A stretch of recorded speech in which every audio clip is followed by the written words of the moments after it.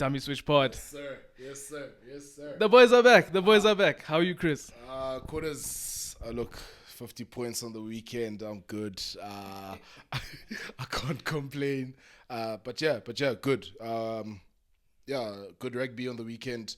I think good for South African teams, except maybe for the Lions. But that went over to Europe for a French kiss. But anyway. It's funny you say kiss because you know that thing. A draw is like kissing your sister.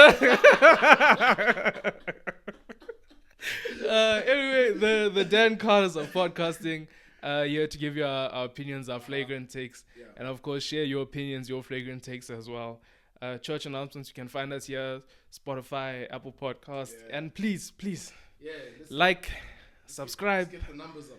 Yeah, we want the numbers through the roof. Come on, guys. This is all just organic, no, unscripted. Yeah, unscripted. Unscripted, so, be also unscripted and get the numbers up, just do it.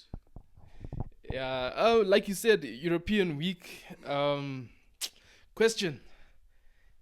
Are we really invested in this European thing?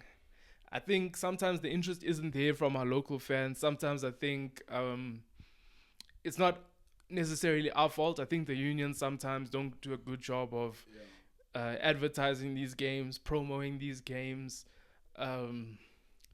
Late team sheets, you don't know who's playing. So sometimes it's not the spectacle that we want it to be. If you're going to watch, sometimes you're just going to watch your team, you're not necessarily concerned with the other team, which has also been a problem with the URC. Unless it's one of those powerhouses in Europe where, we know, and it's maybe players that have gone abroad from South Africa or New Zealand or Australia that maybe you want to see one of those guys. But that's my issue with this European rugby is that, well, especially the cups, is that interest and are we invested? Do we even care? And I feel like efforts can be made on both sides, on our sides as supporters and also on the side of the unions in creating more buzz around these games. Look, Coders, I think we want to be invested. I think maybe, like you said, all of those factors that you mentioned. I think it's also a combination of all of those things that influence that. I think also it's also that thing of the dislike between North and South. I think that also comes into a bit of play, and it's almost like, look, in Europe or the cup competitions, from a South African perspective, is that we're still waiting for that super team, if I can put it that way. That super team where we know that, okay, this team can go anywhere in the world. And I mean, if you think about it, remember, I think there was a time with the Crusaders when Crusaders were there, where those talks were there that this team could play anybody anywhere and beat them, and I think that's what we're trying to get to, and it is going to take a bit of time. And I think with our teams doing better, it's what we've been calling on the show to say, look, we want the South African teams to stake a claim, to go a bit further, especially in the European competitions.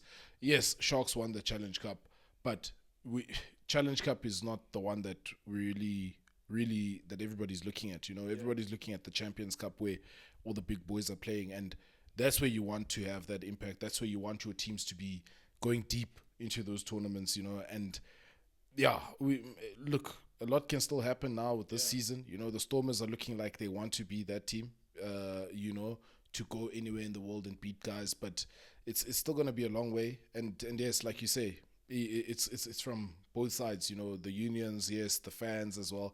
But at the same time, Quarters, it's also that thing, like I say, nobody's looking, and I say this with, I don't know, is it respect or disrespect, but whatever.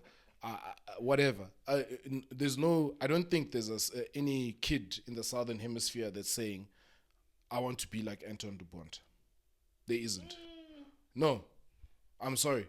Where back in the day, think about it. You'd watch Super Rugby and whatnot, and you could pick anyone. On any day, you are Rokothoko. Tomorrow, you are Nonu. Tomorrow, you are... Do you understand what I'm saying? The European game or the players themselves, they don't have that thing, and that's what's missing. Yeah. That's all I'm saying. I think for me, it's more of like we haven't had a defining moment in these competitions yet. There's no classic game. There's no like, that they'll be playing in 10 years' time. They'll be playing that game to say, this was the game that the Stormers did this, the Bulls did this, or they, a massive comeback, or just one of those games. You see them playing Champions League games from 10 years ago, European nights. Yeah. So I feel like we haven't had that moment yet. The Sharks had kind of that moment, but it's worn off. They couldn't capture it. It's worn off. So I guess we'll continue. We'll continue to see how that unfolds. Yeah. The URC is back. Edinburgh hosting Bulls, Stormers hosting the Sharks, and Ospreys hosting Lions. I'm gonna go Stormers. Stormers win there. No, it's fine. I'm saying Sharks.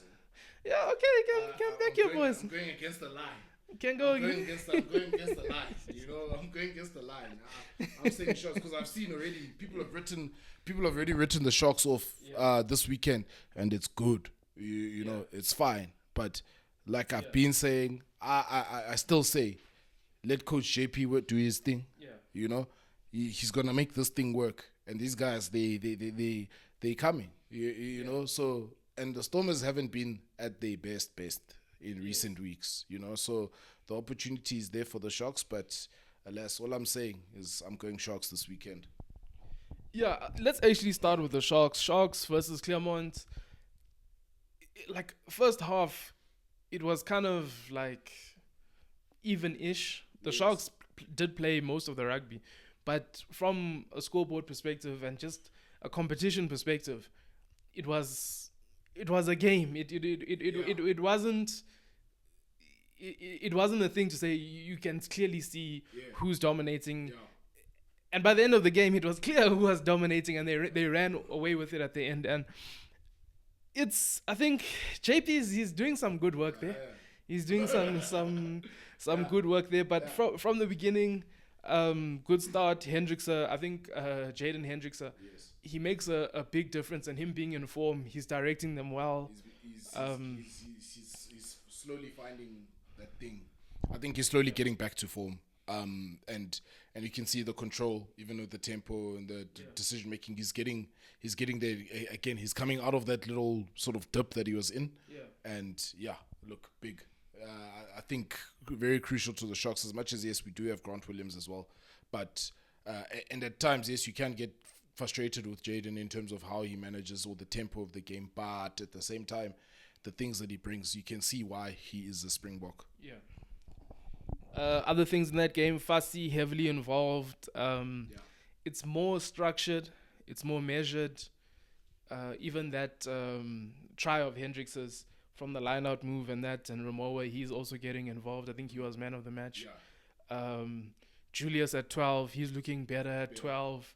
The outside center, LaRue Malan, he's looking like a decent find. Yeah. The Sharks have brought some other guys that we've never seen before. Sometimes it doesn't work, but this one is looking like it's working. Yeah, it looks structured, it looks more measured, but then sometimes they slip back into the silly errors. Yeah. And ball protection is still somewhat of an issue. But besides that, it's looking better. Good cameo from Masuku. Yes. When Ross Brody comes on, is also something different. I like that. I like Ross Brody. I like what Ross Brody brought to the game when he came on, and like you say, good cameo from Masuku. I think in general, overall, they're a bit more clearer in terms of what they want to do. They're a bit more comfortable, and I suppose with working hard up front, the forwards because it's really. And it's almost, and if you look at it, it's going back to exactly what the Sharks were all about is, getting that forward dominance. And we mentioned it, I think, a couple of episodes ago where, I was, reminiscing of times gone by with, how they used to play with, and especially when they brought in Willem Alberts from the Lions, where they had that good run in Super Rugby as well, so where it was forward dominant, but then they could also have those threatening backs. And you see that the combination. You mentioned Fassi was heavily involved. I think Fassi was the difference maker. He actually, I think he how can I say, he I wouldn't say compliment so much, but he did a lot of, how can I say, he saved Jordan Hendricks from a attacking point of view, from a performance point of view, because I mean there was points given away. It's not really the perfect performance from the Sharks. They're not the complete article yet, but at the same time, like you say, it's looking good. There's more structure, and it just looks better, than what it was at the time. And the guys look, it's a new voice, new coaching voice, and they look like they are definitely playing for the coach, for the badge. They're putting it out there, and you like to see it. And funny enough, all of a sudden, guys like Julius, he during Currie Cup last season. It was under JP Peterson where he was shining, and I don't think it's a coincidence that all of a sudden he's back in. JP is the coach, and Julius is back in, and he's playing so well. So there's definitely something there, and I think, and I still back what I say. Give JP a chance. Yeah. Let him do his thing. I agree, but there's still there's issues. There's still some of the plum issues that are still hanging around. We need to exercise those demons. Shenge could try there also. Yeah. Good try from him. I think he made something like 120 meters for someone that didn't start the game. Yes. Those are a lot of meters to eat up. So Sharks cruising nicely. Although now against the Stormers, we'll have to see how that goes for them. Yes, definitely. I think definitely against the Stormers, they're going to have to back it up.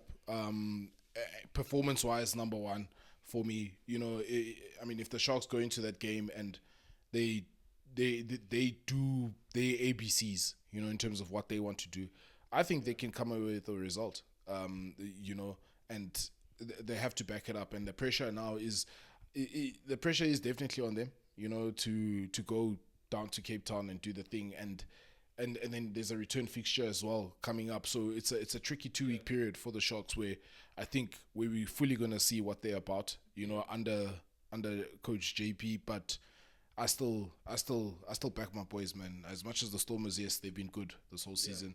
There's an opportunity, Moving on, Bulls also against French opposition versus Pau. Arons are back. Entertainment factor, not that much of an entertaining game. Yes, outside of Chesil Yuste is electric. They moved de Klerk into... he looks like he's seen hectic things in life that he's so calm under. And he's small. He's small. Like when you see him I mean, obviously he's a youngster, but when you see him compared to the other guys, like he looks really undersized. Which, I mean, it hasn't been a problem in South African rugby. I'm not saying it is a problem, but it's just something that you take note of when you see him. And the way he's so poised, he handles himself well on the field, and that guy's good, bro. Just from this weekend, I was just like, this is definitely a future Springbok. If he goes on the way that he's going on, and he just keeps on getting better, I like him. I like him as a player, definitely. And as much as he comes from the area, the Newer Devil man himself, what I'll say the Bulls did good was scrum remains dominant, but Willie Leroux, his value, I know Bok level, he's been phased out and whatever, but club level, the value that he brings, the decision making, the return, the kick return that he has, knowing when to attack, those kinds of it just puts them, he does so much for them. And Pollard also, I mean, he's coming off a very bad game. And then this game, it looks like he was having a bit more of a go. Yes. And I felt like he was also decent there. Scrum dominant. Forwards worked. Good bench impact from Visa and Rudolph. Can't really... In terms of defense, they did a lot better. And what I will say is that the first three tries came from mauls and maul breakaway, which I'd rather have you conceding from mauls and maul breakaway than you conceding just from open play, and that you guys can't deal with basic attacking patterns. So that's the one thing that they were able to deal with attacking patterns, and at least it was rather set piece that caught them out rather than just normal rugby.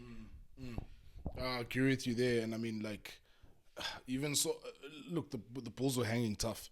You know, that whole game. You know, you could see definitely backs against the wall.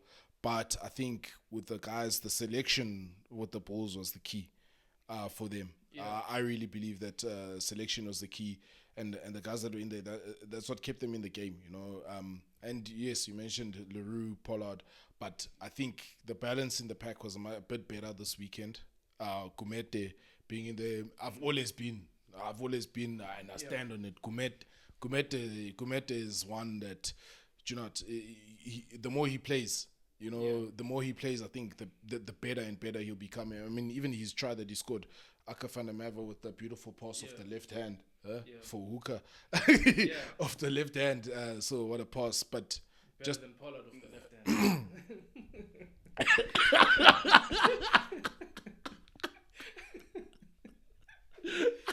but well,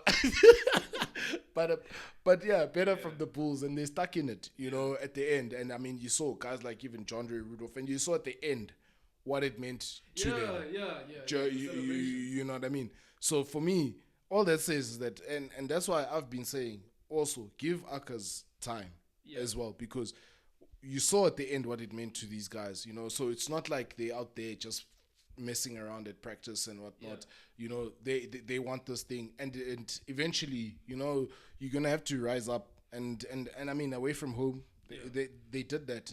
As much as things haven't been going too well for them, but you have to give them credit, you know. So yeah, good on the Bulls. Yeah, celebrating like they won the tournament there. You know what I mean? But I mean, that just speaks to the relief that they had. I think let's go Lions next. Perpignan hosting Lions. Not too much to say. It's disappointing when they kind of like build up to moments where you think the team is going to like push on and launch and do better in certain respects, and then they just don't, which again is the case. Disappointing missed tackles, first try missed tackle, deep into the game also another missed tackle. You don't want that to be the reason why you're conceding tries and why you're losing. Besides that, to take the lead, for it to be 10-20 at 64 minutes, and then you piss away the game. Basically, you throw it away. And I understand, like, you're away from home, it's France, it's difficult and that, but you would have thought 10-point lead, 15 to go. This is when you start building culture in a team, and when you start these defining moments is like, are we gonna just be this team that constantly does this, or are we gonna take a stand and we're gonna become a different team that can now like step up a level and take things to a new place? But they've shown that they can't, unfortunately. But it's still my team, it's still my boys, I still love them. But at the moment they're showing that they can't take that next step. They can't take that next step. And unless we talk about coaching aside, maybe they'll only take that next step once they some better recruitment, things of that nature. I don't want to always say it's coaching, because it is coaching, somewhat of it. But like, I'm trying to look at other things to say like, okay, is it maybe personnel? We just need a bit more quality, and maybe on the verge of getting somewhere in that respect.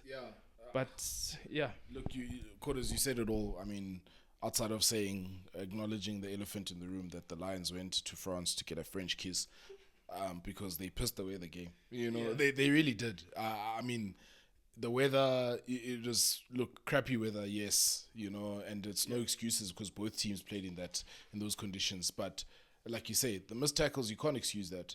You really can't.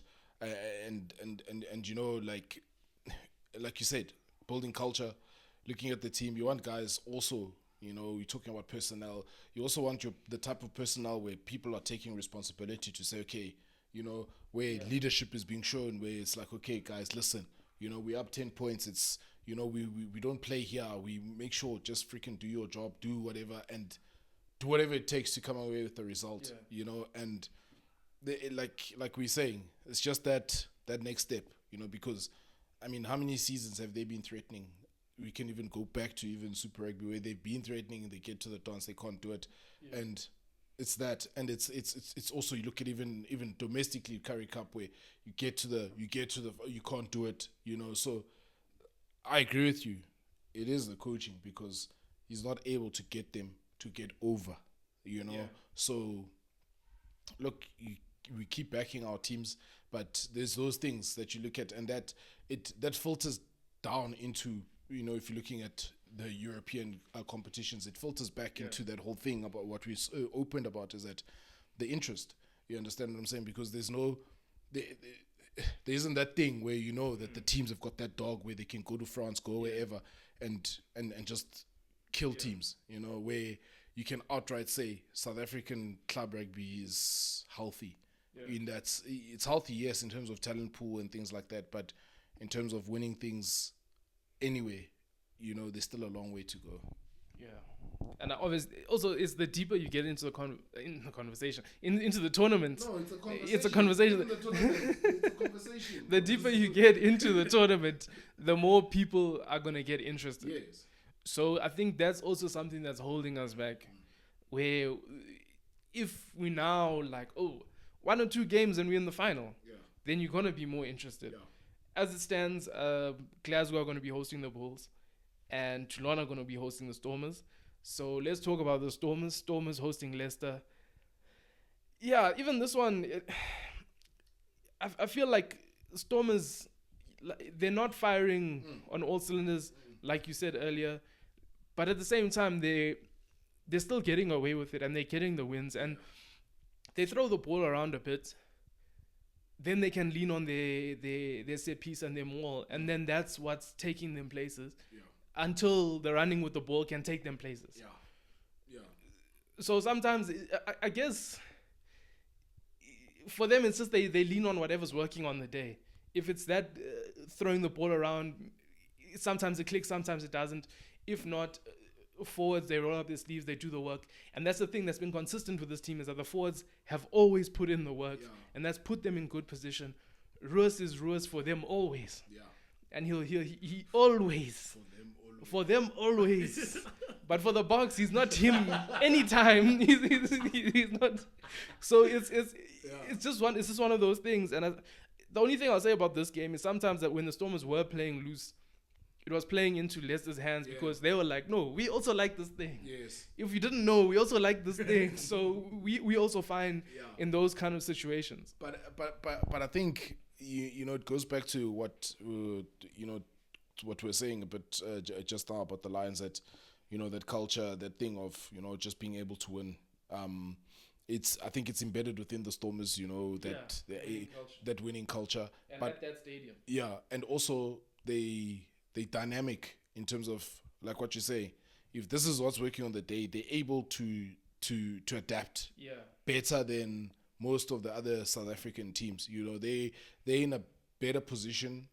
Yes, they are vulnerable because, we saw even on the weekend with Leicester, we've seen in other games that the opportunities are there. Or the Stormers, if you come there with the correct game plan, you come at them, you can disrupt them, and you can actually get something out of them. But at that stadium, yes, it's a bit tougher, but I still go back. The Sharks are due one, but over there. But on the weekend, I think really that's what it is. How they're able to adapt. And like you said, go with what works for them on the day. And we saw that they got the result. Squeaked it in. And I think even with the tries that they let Leicester score, if you look back, some of them it was just like, not necessary. They didn't need to, but different combinations as well. There's so many things that is going on. They'll take heart from the fact that they still got the result.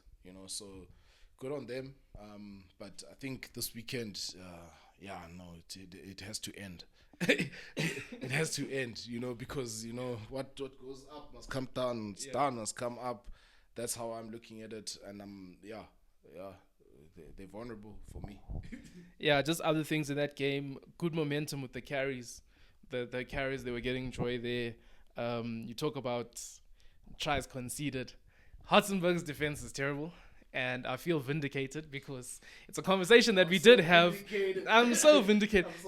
You know, it's a conversation that we did have, especially online on the Twitter streets, where I have mentioned that Hartenberg's defense, you know, everyone, because he did so well in the juniors and he made it to senior level fast, that he's going to be a buck. When you see that kind of defense, he's getting caught out, and it's him, and it's his channel. So I do feel somewhat vindicated, but I mean, unlucky. It's not nice to pick on players, but I'm going to pick on him because I'm right this time. Other things, Zaz, nice try from Zaz. Yeah, good try. Paul de Villiers, he's, you know, that little pass from him, strong campaign. Yes. Look, he's been on a rampage, eh? Yeah, Paul de Villiers. That guy's been on a rampage, been on a campaign to say, listen, I want to be part of the bigger picture. Yeah. At the end of the day, though, as much as just like how Russ has got his backers that want him there consistently in the box, it doesn't mean, you know, form in club competitions doesn't necessarily mean you're the fit at the top, you know. But good to see what without Paul de Villiers has become the Dion Fury for the Stormers. He's the new version. Yes. You know, it's the new version that they've released. So outside the fact I don't think he's played hooker. He played hooker. No. But in terms of what he might make the switch. You see, but in terms of what he does, especially at the breakdown and how he affects the game and impacts the game, and for the Stormers, he's crucial. He's big, you know. So yeah, good on him, and we'll see. Yeah, even him, we'll see when a certain park captain arrives, how they're gonna have him integrated and how the two are gonna play with Kolisi coming back. Yeah, Roche, nice switch for Sasha there, first try. Yeah, that was nice. That's a classic. Bro. Yeah, that's a classic. Yeah, that one is a classic. It's the throwback. It's a throwback. And Imad Khan also nice cameo from him. You know, it's always rated him. Yeah, always rated him as well. It's good to see that he's injury free and he's got a good run of games. Any closing remarks? It's gonna be tough when your boys go into that DHL stadium, when that stadium gets buzzing, when it gets electric. For that fixture, we are there for that fixture. We've experienced it ourselves. So look, that's why I say the shocks are due on at that stadium. You know, they got to do it. I back the boys. I'm gonna be bold and brave and say it. You know, I'm not gonna go with the bandwagon and because Stormers are at the top, you know, we can topple them. So come on, the Sharks. Yeah. Who else? Lions. Ospreys. Yeah, we'll get a win. You'll get it. We'll get it. It's Welsh rugby. You should. We'll get a win. Edinburgh versus Bulls. Bulls. I think they can get a win. His way. Edinburgh. But they can. They can. I feel.